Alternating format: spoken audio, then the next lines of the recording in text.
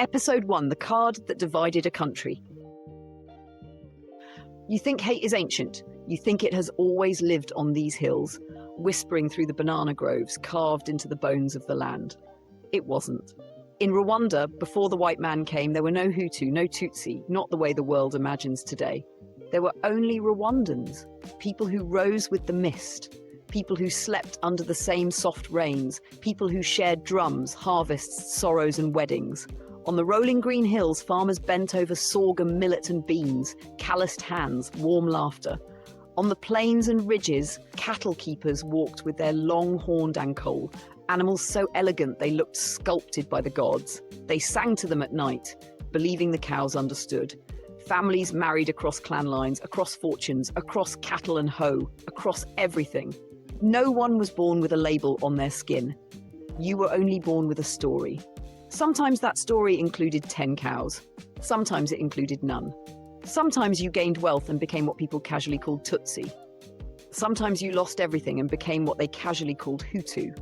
It moved, it breathed, it flowed like the waters of Lac Kivu, shifting with life's fortunes, never rigid, never fixed.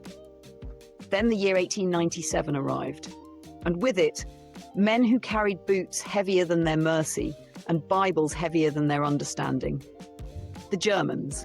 They looked upon the land and made a decision, one that no Rwandan had ever made. They stared at the cattle keepers, the tall ones, the ones with narrow features and long limbs, and they said, these ones look more like us. These are the natural rulers.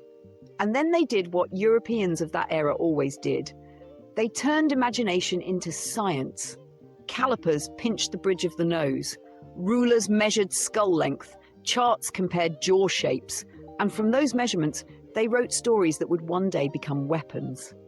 When Belgium took control after World War I, they didn't question the German theory.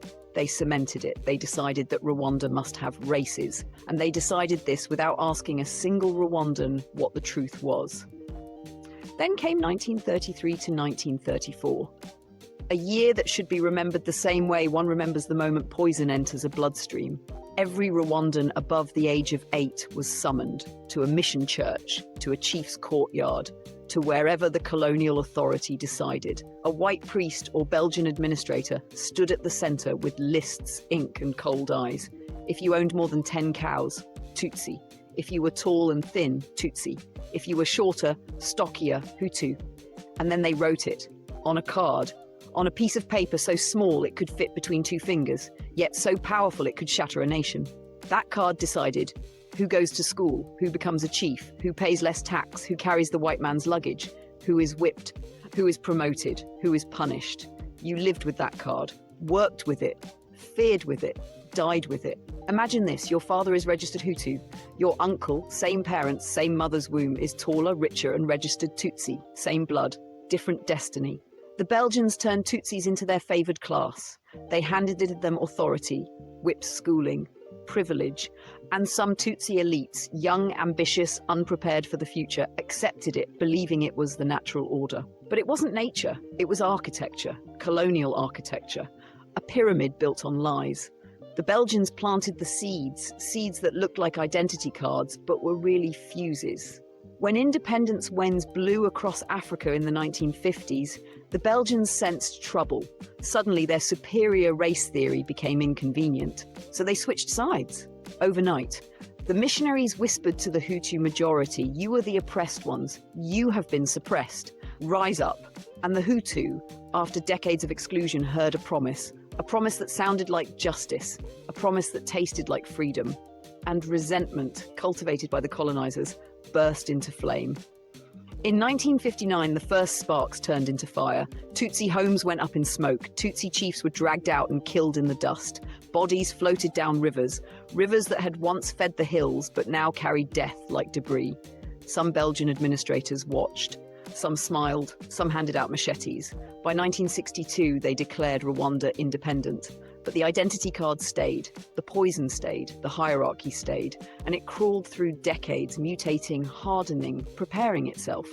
Because hatred ages like iron, it rusts, deepens, and becomes sharp.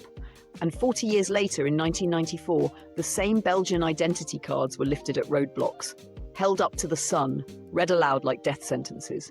a body in the mud if it said Tutsi, a spared life if it said Hutu. Never forget this, the genocide did not begin in 1994. It began the day a white man stood on Rwandan soil, pointed at two brothers, and declared one superior to the other. It began the moment he wrote it on a card. The revolution of 1959, when the first rivers ran red, when the first children ran into the forest, when the survivors grew up with memories sharp as knives, and some of them began to imagine an even darker future. Fading into distant war. Subscribe! Because what comes next must be told. You owe it to the dead.